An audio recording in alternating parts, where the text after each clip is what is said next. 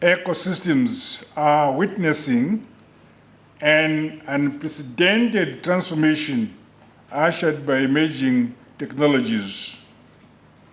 Additionally, artificial intelligence is undoubtedly revolutionizing all aspects of our social and economic sectors, with the media industry being no exception. Artificial intelligence has reshaped information gathering, analysis, production, and dissemination. These and other related innovations in science and technology have collectively increased the speed, interactivity, and reach of journalism, while also presenting new opportunities and challenges. These relate to accuracy, ethics, and information overload, among others.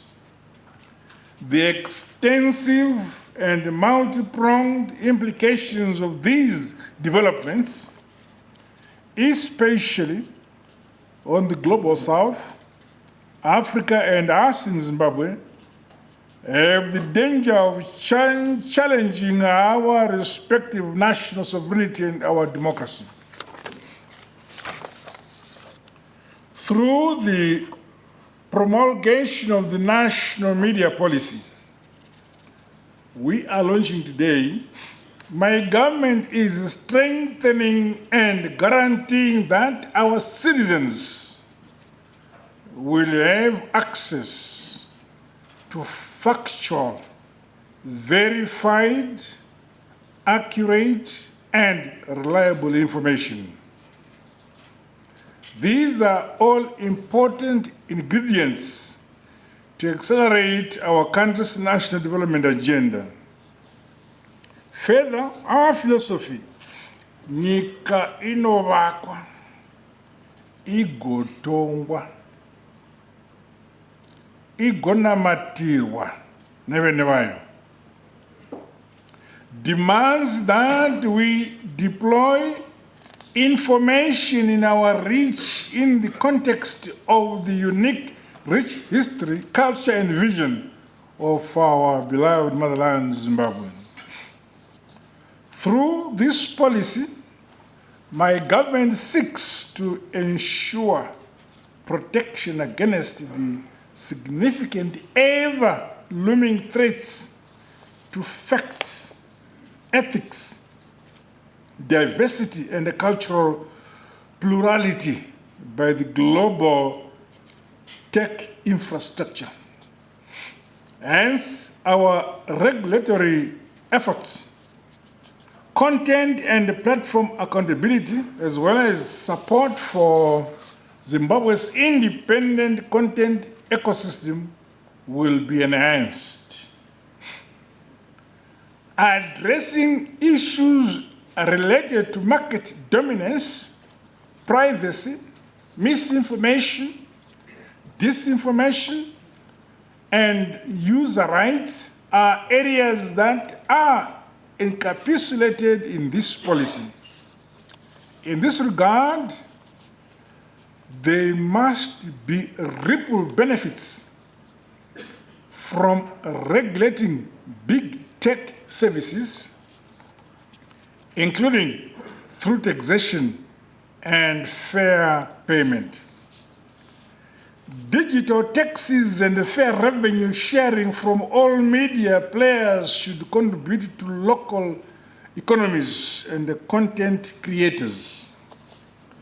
The need and importance of protecting users from exploitative practices and promoting digital literacy so that users safely navigate online environments cannot be overemphasized.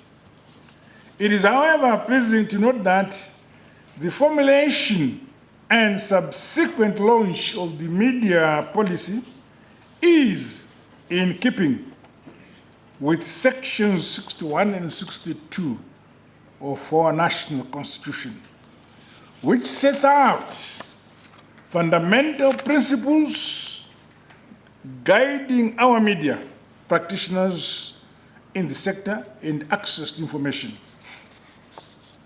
My dear distinguished guests, ladies and gentlemen and comrades, my government regards both our public and private media as strategic cogs towards achieving our national development aspirations and Vision 2030. It is my expectation that the sector functions as the symbolic eye and the mirror of society, providing an honest and grounded reflection of our realities. This role should never be taken lightly. As the media industry and the media practitioners informs, scrutinizes, and influences socio-economic developments for the betterment of our country, you must be vigilant. Your responsible operations should also foster an informed, engaged, constitutional and democratic Zimbabwe. The past trends where media practitioners competed for prominence on the degree to which they demonized our country has no place in Zimbabwe we fought for.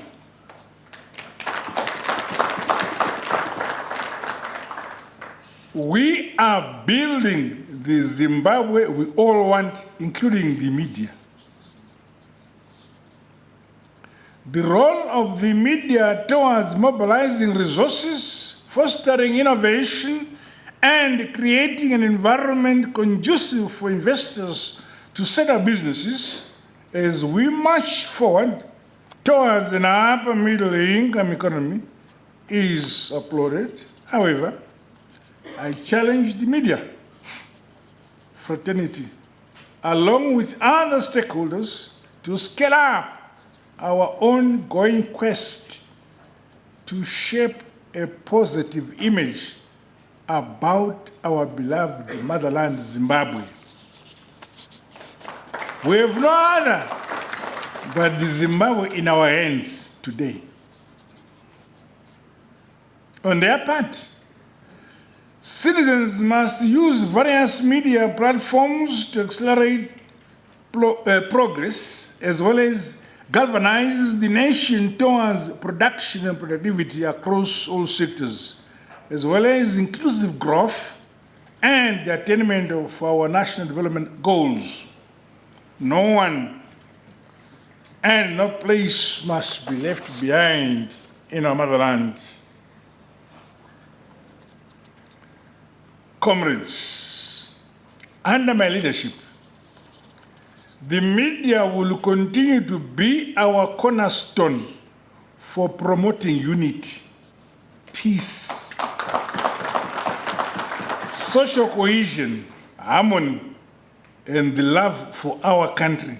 Anything besides this, Chibakera Mzizo. The media policy we are launching is an important cog that must help realize an intricate balance between freedom of expression and the need for content and the platform accountability.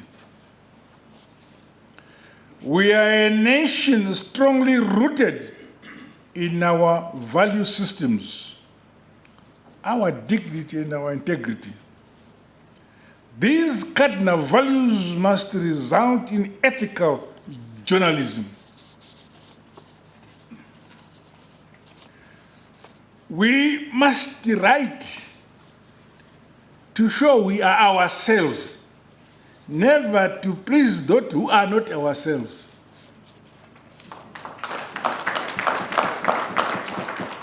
Content that harms our country and their fellow citizens has no space in our constitutional democracy under my watch. The law and justice system will take its course on all those who infringe on the rights of others on media platforms. The values of Ubuntu, UNU, must always inspire us to balance our individual and collective rights. Ladies and gentlemen, comrades and friends, to date, my government continues to implement several development programs and projects to consolidate the gains of democratizing the media space and environment. 14 community radio stations have been licensed, which have proved crucial in revitalizing the indigenous languages and cultures of our great motherland, Zimbabwe. By sharing traditional knowledge and fostering community participation, our community radio stations are helping capacity building programs to guarantee the efficacy of these and other stations will be supported by my administration. It is commendable that the modernization of Zim papers is now at an advanced stage. The project aims to make Zim papers more competitive in the digital age, to improve news delivery, speed, and meet the ever-evolving needs of the audience, ourselves. Under the second phase of the Zimbabwe Digital Program, the Zimbabwe Broadcasting Corporation studios in Bulawayo at Montrose have been digitalized. Funds have also been set aside to develop content creation hubs, which will result in modern media organizations and empower our creatives to produce diverse, high-quality content for a competitive local media industry. My fellow countrymen and women, we are the custodians of our own stories and narratives. For far too long, our narrative has been deconstructed, distorted, and misrepresented. As we implement the media policy, let us reclaim and correct this anomaly. A truthful, coherent, and a positive story of Zimbabwe will consolidate our national peace, our unity, and will accelerate our development. The time has come for the world to hear the authentic story of who we are and what we stand for. From our own eyes, from our own mouths, and from our own media, and the people of our own motherland. The Zimbabwean story is one of hard work, resilience amid adversity, such as the illegal sanctions and the climate change. It is a narrative of the people's victory for our independence, our sovereignty, as well, exposing and shaming our country's detractors. The true and undiluted Zimbabwean story is about us, the people, who are masters of our own destiny.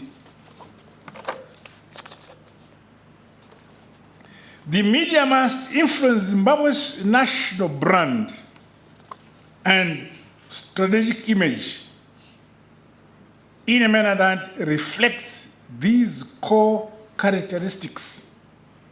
Further, I challenge our media to be also aware of the role it plays in advancing our national interests within the Committee of Nations through purposeful and focused engagements guided by our foreign policy.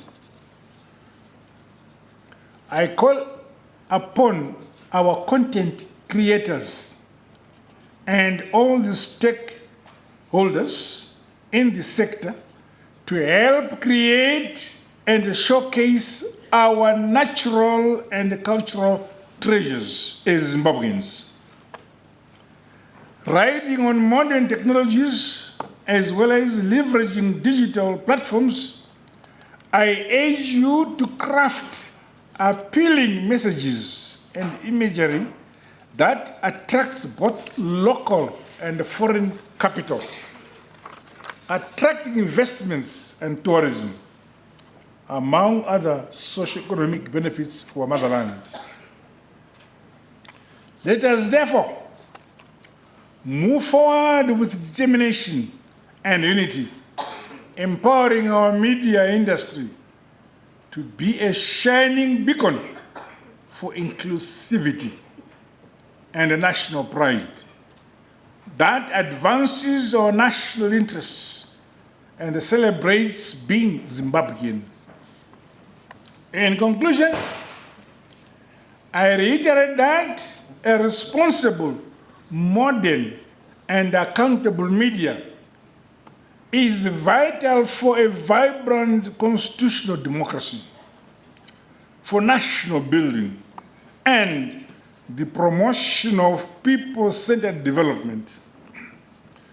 Through this Zimbabwe media policy, we have taken a bold decision to ensure that the sector remains a source of enlightenment, empowerment, progress, unity, and the sustainable of development of our motherland, Zimbabwe. With these remarks, it is now my singular honor and privilege to declare the Zimbabwe media policy officially launched. God bless you all. God bless Zimbabwe.